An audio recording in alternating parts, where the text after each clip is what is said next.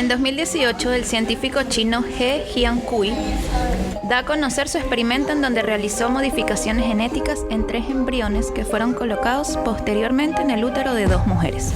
Estas niñas nacieron con un genoma modificado. Hoy día se desconoce la vida de estas pequeñas. Jiankui pretendía generar una estirpe de niños y niñas inmunes al síndrome de inmunodeficiencia adquirida, SIDA, resistentes a la infección del virus de inmunodeficiencia humana, VIH. Esto se produce inactivando el gen CCR5, que codifica el correceptor que usa el virus para introducirse dentro de los linfocitos. Jiankui fue condenado por las autoridades chinas a penas económicas, a la cárcel y a la inhabilitación para investigar tanto él como sus colaboradores más directos. El éxito soñado de Jiankui no ocurrió, quien esperaba ser aplaudido y agasajado como salvador de la humanidad.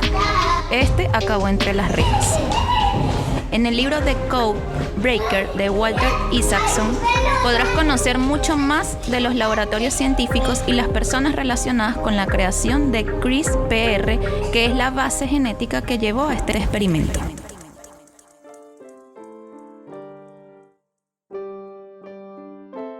Develando Misterios, un podcast donde los secretos quedarán al descubierto. Espacio en el que humanistas y científicas nos unimos para conversar sobre temas cotidianos con miradas y enfoques diversos. Hola a todos, buenas tardes, ¿cómo están? Estamos aquí en un nuevo capítulo de Develando Misterios. Aquí estoy con mis compañeros, con Gloria Gutiérrez. Di hola, Gloria. Hola, hola. Hola, hola. Estoy con Benzi. Hola, hola. Estoy acá con Gloria, con Elizabeth, que nos narró esta historia. Lo siento.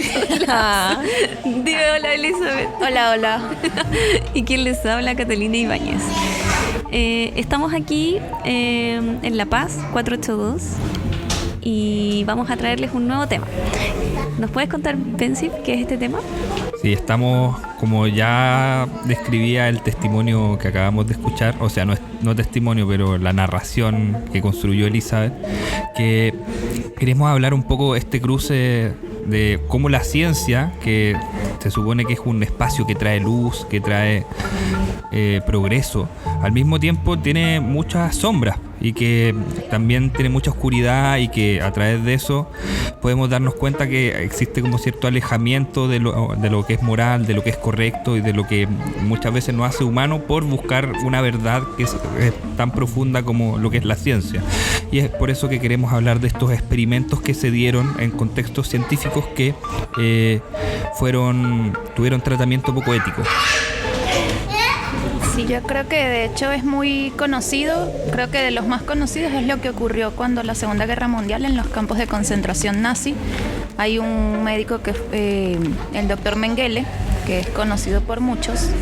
Él hizo muchos experimentos con gemelos. Entonces yo creo que a partir de allí es como lo más conocido, lo más popular de estos experimentos que se hacen sin ningún tipo de ética, sin ningún tipo de principios. Sin embargo, este tipo de experimentos vienen mucho antes de eso, o sea, mucho antes de la Segunda Guerra Mundial ya se experimentaba con estos grupos vulnerables, porque siempre se utilizan a estas personas, a los grupos más pequeños, a los grupos minoritarios, aquellos que no se pueden defender. Que son como olvidados por la sociedad también. Sí, como los olvidados por la sociedad, los que tienen menos recursos, como los esclavos, por ejemplo. Estaba pensando también, como tú mencionabas, Elizabeth, lo de la Segunda Guerra Mundial. Creo que también como las guerras en sí mismos han sido un espacio de como mucha experimentación ilegal o inmoral, y lo estoy pensando como también aplicado a lo que dicen ustedes de ciertos grupos marginalizados, que siento que estas situaciones se terminan dando cuando existen personas que creen que hay una asimetría entre un grupo humano y otro, y ahí termina ocurriendo esto como de que se termina viendo en menos a personas que terminan como faltándose el respeto a sus derechos. No se ve como sujetos de derecho, claro. Claro. Sí, como es por lo menos el caso en el que se utilizaron afroamericanos entre los años 1932 y 1972 en Estados Unidos.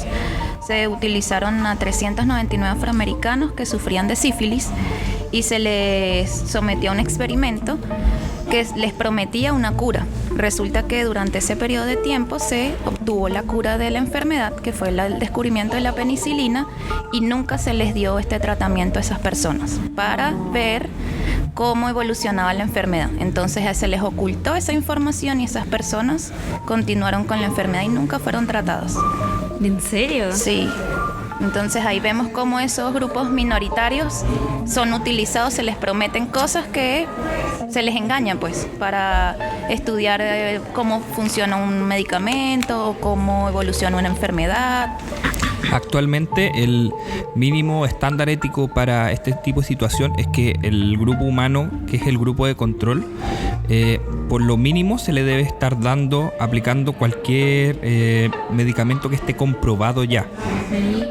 Y después de eso al grupo siguiente se le puede estar dando algún medicamento experimental, pero sí con la base de que ya se está, como en los casos donde existen, digamos, avances, siempre el mínimo ético es darle no se puede dejar a una persona sin tratamiento, digamos. Ah, claro. Si tú estás esa persona en una fase terminal y estás haciendo un estudio que puede ayudar a esa persona, lo mínimo es darle ese tratamiento. Claro. Y por ejemplo, Elizabeth, ¿hay una regulación? ¿Desde cuándo se empieza a regular ya este tema de la bioética en general? Bueno, el consentimiento informado, que es así como se le conoce a esto que firman los pacientes que se someten a ciertas investigaciones, se les hace firmar, que se les informa, primero se les da todo el conocimiento de qué es lo que se va a hacer en ese experimento, ellos firman un acuerdo de que sí, estoy de acuerdo con toda esta experimentación. Eso surgió legalmente en 1947 con el Código de Nuremberg. Eso fue posterior a lo que se vivió en la Segunda Guerra Mundial. Eso surge porque se juzga obviamente, como sabemos, durante la Segunda Guerra Mundial muchas personas experimentaron, entre estos el doctor Mengele, y fueron acusados y juzgados por estos hechos.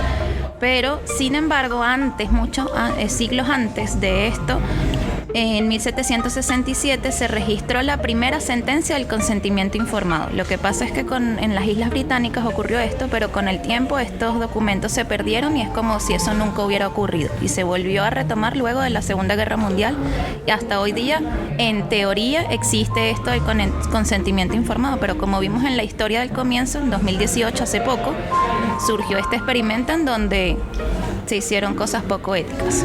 Sí, yo creo que también como hacer esa aclaración de que no solo se pueden hacer experimentos poco éticos en los campos científico-biológicos, sino que también en los campos que tienen que ver con la psicología. Muchas veces se dan ciertos experimentos que juegan con la mente de las personas o que pueden inducir situaciones de estrés, ansiedad o incluso trastornos psicológicos más graves, y que por el bien como de la ciencia y de los grupos de control y de como claro, te pueden decir, sí, tú estás dando tu consentimiento para participar de un estudio, pero si está como contra el beneficio del estudio, que la persona sepa a lo que está accediendo realmente, muchas veces se pueden quebrar muchos límites por ese lado también. Por ejemplo, yo tengo una amiga que está haciendo un estudio de magíster y también ella para poder presentar un tema tiene que pasar por una comisión de ética, porque si tú quieres hacer una investigación no puedes llegar a investigar el tema que se te ocurra, tiene que pasar, sobre todo si es con personas, tiene que pasar por una comisión, tienen que revisarlo, eso muchas veces te lo devuelven, te hacen observaciones, pero está ese filtro. Entonces tanto en ciencia, en psicología, tiene que existir entes reguladores, y bueno, este código por lo que nos comenta es como lo primero, lo oficial, pero también me imagino que cada país tiene su regulación y sus comisiones de ética, de bioética, que ya lo regulan. Hay muchas aristas para este tema, hay mucho que decir. Por ejemplo, como somos un podcast de enfoque diverso, este tema que es de la ética, finalmente toca tantas esferas y pasa por generaciones, por edades, por todo lo que es la esfera de la vida. Por ejemplo, también pasa a llevar lo que son los pueblos indígenas. Se han sabido casos horribles de experimentación en pueblos indígenas, como este caso de cientos de restos de niños que se encontraron en Canadá. Se encontraron el 24 de junio del 2021, se hizo un hallazgo de cientos de restos de niños en la ciudad en las locaciones de Kamloops, Brandon y Kawasaki, en Canadá. Y luego se descubrió, claro, esto era parte de una investigación entre 1942 y 1952 que estaban llevando a cabo los científicos Frederick Tisdall, Percy Moore y Lionel Bradley Pett. Y ellos llevaron a cabo unas estudios de desnutrición. Entonces, básicamente lo que estaban haciendo es limitarle los alimentos a los niños. Le estaban limitando la cantidad de leche a tal punto que ya no tenían los minerales ni los nutrientes que eran necesarios. Y llama la atención porque no es de los primeros hallazgos que se encuentran de tumbas de niños en Canadá. No sé, ¿qué les parece? A mí me parece horrible. Sí, hace tiempo que se viene como constantemente hablando de eso, como de nuevo en un colegio, en un refugio, como espacio de pueblos originarios se encuentran osamentas o señales de alguna matanza, y es bastante terrible, la verdad. Y como dices tú, claro, está el caso de Tuskegee, que es el caso de experimentación de sífilis en comunidades afroamericanas. Está este caso también como en comunidades indígenas, y siento que también otra patita de la que se puede hablar es la experimentación, y no solo experimentación, diría yo, sino lo que ocurría con las terapias de conversión, podríamos decir. Claro, afecta a la esfera de las disidencias también. Claro, por las disidencias, y que también podríamos hablar como de tratamientos experimentales. Yo siento que no aplica tanto porque en el fondo no es científico lo que se está haciendo ahí, a mi parecer, pero también está como bajo esa lógica como de, claro, esto es lo que hay que mejorar, como llegar a ese ideal de la ciencia, y en el nombre de la ciencia se pueden terminar haciendo cosas bien horribles. Y bueno, ese es un poco el tema de este podcast, como que en el fondo hablamos de esta relación que existe entre la tradición, quizás la magia y ciertas esferas de lo místico, pero que al lado de la ciencia, que se supone que debería ser lo que nos trae luz, al final nos termina trayendo cosas bien terribles. Sí, bueno, sobre la experimentación no sé, a mí me pasa que, estamos hablando de experimentos que tienen un poco más de años y qué sé yo, pero hasta el día de hoy en laboratorios hacen experimentos con animales. Recordemos que la misma vacuna para el COVID partieron todas por probarse en animales primero, después empezaron los estudios clínicos en humanos, pero hasta el día de hoy miles y cientos de miles de animales siguen viviendo toda su vida en laboratorios a merced de los experimentos que humanos hacen sobre ellos. Estaba pensando, hace poco salió este video del stop motion, que era como con un conejo. Sí. ¿Se acuerdan? Sí, de la ONG Te Protejo. Claro. Sí, sí la he hecho. Sí, pues, y en el fondo siento que hasta no hace mucho tiempo se hacían como este típico, como yo lo veía más en la tele o en películas, como de los experimentos de abrir la rana, abrir el ratón. En mi caso particular, yo recuerdo que en el colegio nos hicieron abrir un ojo de vaca y unas patas de pollo. De pollo, sí. Wow. Y siento que hasta hace no mucho tiempo, como que yo creo que dentro de los modelos educativos seguía también ese sistema como de experimentación. Bueno, en este caso puede ser como también con animales muertos, o los laboratorios del colegio como con fetos de animales, no sé, recuerdo todo esto. Formalina. Bueno, yo no sé si existirá una normativa en relación a experimentar con animales. Yo sé que por el movimiento de los protectores de animales y todo este tema, sé que por lo menos en algunos laboratorios, por lo menos donde yo estudié en Venezuela, en las prácticas de fisiología, muchos años anteriores se utilizaban las ranas para ver todo el funcionamiento del corazón y este tema. Pero por lo menos cuando yo cursé la materia, hace años se utilizaba una rana por cada estudiante. Y cuando yo vi la materia, se utilizó una por el grupo de los 30 estudiantes que éramos. Entonces, no sé si es que había una normativa, por lo menos en el caso particular en el que yo estudié, es porque la profesora era como amante de los animales, por más de que ella era relacionada con eso. O sea, tenía como esa conciencia. Entonces yo creo que también los científicos, algunos tienen como esa conciencia de no utilizar un montón de animales, si se puede utilizar quizás unos pocos. Yo creo que también en el fondo uno cuando es niño sobre todo, como que se da esto de que a uno naturalmente piensa no está bien abrir una rana, no está bien abrir un ratón, como que uno moralmente ya tiene un poco esa idea de que está mal hacerle daño a otro ser vivo, sea por el motivo que sea, aunque sea como por la ciencia o... Sí, yo me acuerdo en una clase que tuve de neontología, nos hicieron sacarle la cáscara a un caracol vivo. Y yo no pude hacerlo. Con mi compañera estábamos así. Ella me dijo, la razón por la que me salí de odontología, porque ella estaba antes estudiando odontología, es porque veíamos fetos de guaguas y teníamos que abrir también, hacer estos experimentos, y yo no podía. Y por eso me salí. Y ahora estoy de nuevo haciendo lo mismo. Pobrecita. Sí. Entonces, no, al final lo hizo el practicante, pero nosotras no, mal. Porque si estaba vivo, al final eso es ¿Qué edad tenías tú ahí? A ver, habrá sido primer año de la universidad. No voy a decir mi edad, porque pero me imagino unos 19 años en esa época. Sí, 19 años. 19, 20 el año años. pasado. El año pasado. Sí, bueno, aquí, y lo dejo como duda porque en realidad no tengo la respuesta, pero en la propuesta de nueva constitución se plantean los derechos de la naturaleza, derechos de los animales.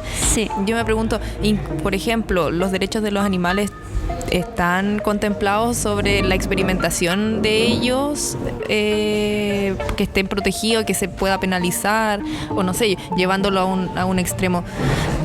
O sea, sí, llevándolo a tal vez un extremo de qué va a pasar con los mataderos también, en donde todos estos animales se crían condiciones en pésimas condiciones y se crían solo para una muerte muy temprana. Entonces, ¿qué pasará? Y no sé si es que alguna de ustedes tiene la respuesta al respecto de cómo entran los derechos de los animales en esta figura. Bueno, de hecho, dentro del capítulo de derechos fundamentales se habla sobre que la naturaleza, dice el artículo 18, parte 3. La naturaleza es titular de los derechos reconocidos en esta Constitución que le sean aplicables.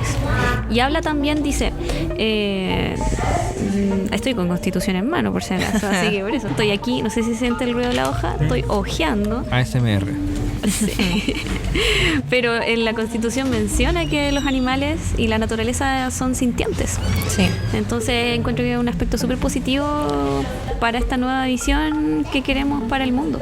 Esta idea como de que ahora la naturaleza es portadora, no sé cuál será el concepto específico, pero como que tiene derechos la propia naturaleza, más allá de las personas naturales o los individuos en sí mismos, también como la naturaleza como alguien que tiene derechos y que se deben respetar.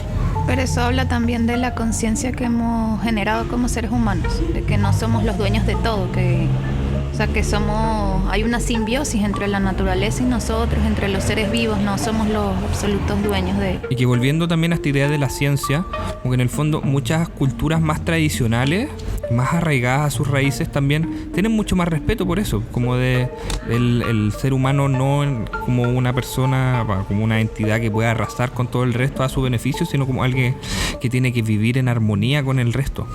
Claro, y también tú estás tocando el tema de los pueblos indígenas, y cuando se habla de consentimiento también hay que tener algo en cuenta. No se puede, está este concepto de que claro, son mis derechos individuales, el consentimiento, el que me informen, pero cuando estás hablando de pueblos indígenas, ellos tienen derechos colectivos. Entonces el consentimiento ya no se trata a nivel individual, se trata a nivel colectivo.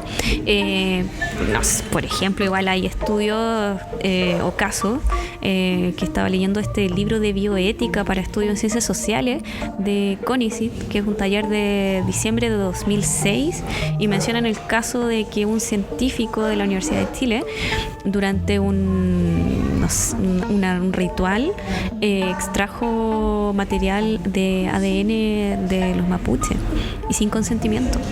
Y esta persona, claro, lo denunciaron y todo, y claro, él mencionó que hay un proyecto de genoma que se está llevando a cabo, lo cual está súper, que si está bien o mal no se está discutiendo en este caso. Puede estar bien, puede estar mal que haya un proyecto de genoma humano, pero el tema es que fue sin el consentimiento de la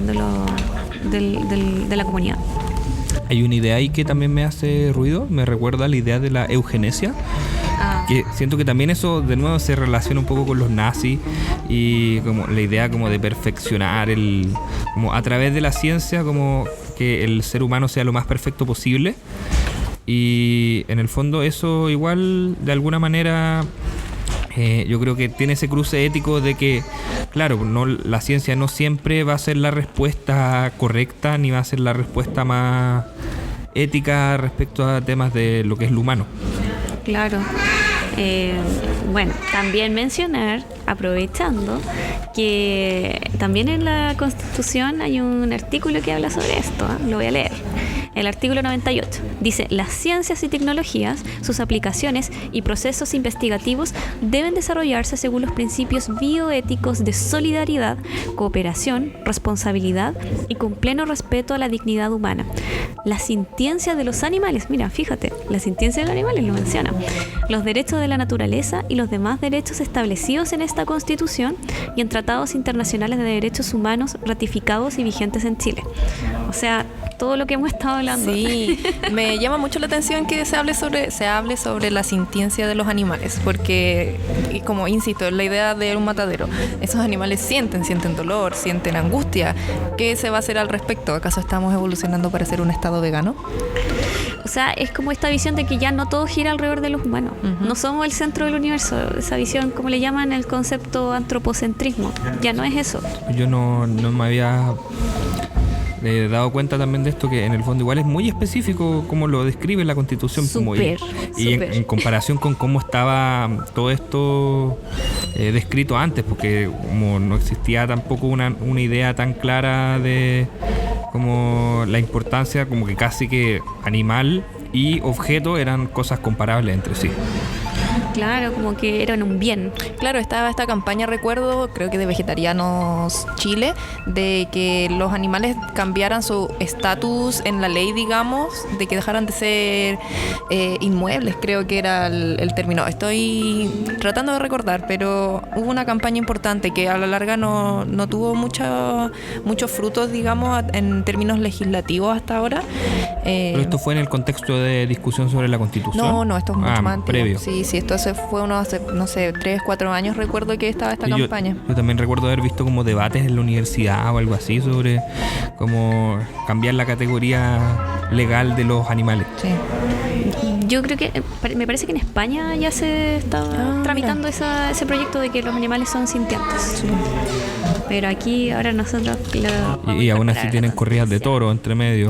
No, bueno, España tiene su historia. Claro, yo creo que están al debe y quizás por eso también existe legislación, porque son temas como que culturalmente les tocan. Uh-huh. Y acá igual tenemos nuestra herencia española, lo que son las peleas de gallos, también el rodeo. El rodeo. Es que es un tema complicado porque, claro, son las tradiciones del pueblo. Sí, pues y ahí también, de nuevo, yo creo esa idea como de la tradición versus la ciencia. Claro. Como que en el fondo son cosas que están conversando y que cada una tiene como sus luces y sus sombras. Exacto, sí.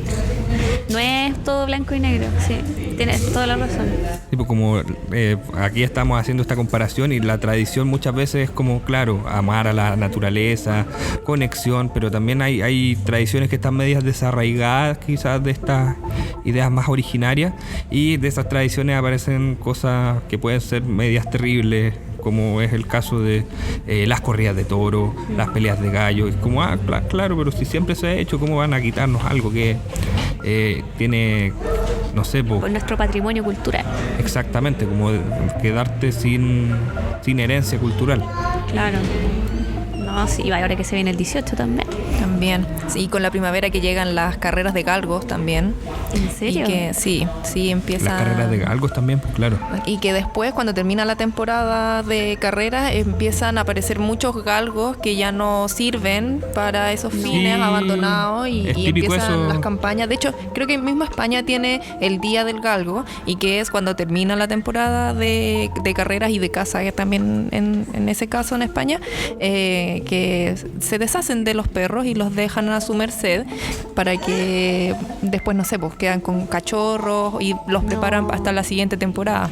No, eso no es. Es muy típico eso, bueno, como la industria como de reproducir perros de por sí, por eso también legalmente se está buscando que la gente esterilice a sus animales, porque como esta industria que se termina generando que implica como hacer parir a un perro muchas veces. Claro. Y, no, y el tema también de promover la adopción de los animales, porque tantos animales que hay en la calle, si tú en verdad quieres un animal, ¿qué importa qué raza sea?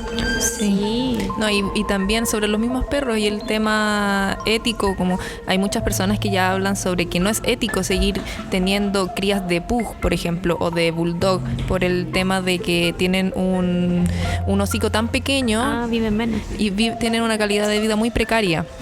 Entonces, eso es también otro tema, incluyendo a los animales y la ética. Oye, ya yéndose a otro enfoque diverso, ¿qué pasa con prácticas en la magia? Que también se da el tema del consentimiento. ¿Qué pasará en la esfera de la magia? La ética. La ética, claro. Sí, estuvimos investigando un poquito al respecto, y esta idea yo también se la escuché a mi maestra de tarot, digamos, que ella habla sobre cómo los... ¿Se puede promocionar? ¿Quién es? Sí, de todas maneras, Isidora Ursúa, la pueden escuchar en Caseritas, por Sube la Radio. Me encanta. Ella habla sobre cómo se da en general que hombres suelen tener una mala relación con la magia, digamos, y que aprovechan la espiritualidad de las personas para luego cometer fechorías, para decirlo en simple. Y tenemos, por ejemplo, el caso de Ocho, que en el documental de Netflix se llama Wild Country, que se estrenó hace un tiempo ya. Ahí se cuenta cómo él, influyendo en una cantidad enorme de gente, también cometían distintos delitos, pues, de los que estaban siendo investigados, y que fue, la verdad no terminó el documental, no sé cómo... Hoy sí lo había escuchado, pero al final estos líderes, estos gurús espirituales, como que tienen un mecanismo, tienen una forma de atraer a la gente, tienen como maneras muy persuasivas y se manejan, me imagino, a través de la culpa, de hacerte sentir culpable. Yo pienso de nuevo, como repitiendo temas de lo que ha ido saliendo, en el fondo de nuevo se da esta simetría entre poderes de gente, claro, Sí. está como el gurú que está en un nivel espiritual mucho mayor y que por lo mismo puede pasar a llevar a alguien que está debajo, y como siempre constantemente esa simetría de poderes creo que en este caso también se aplica, como en el fondo es la que da como, claro, esta persona no vale tanto, yo puedo disponer de ella como yo quiera. Pero es ese poder de manipulación que tienen las personas. Eso se da también en grupos religiosos. Existen muchos grupos religiosos que con las ideas de Dios y que Dios dicen hacer esto y aquello, entonces han manipulado a la gente, de hecho que la gente haga cosas terribles. Por lo menos hay un caso que ocurrió en el Amazonas, que una persona, un hombre, llevaba este grupo, no recuerdo el nombre de esta persona, hizo que todos se suicidaran, que todos tomaran un veneno y se murieron. No, o sea, terrible.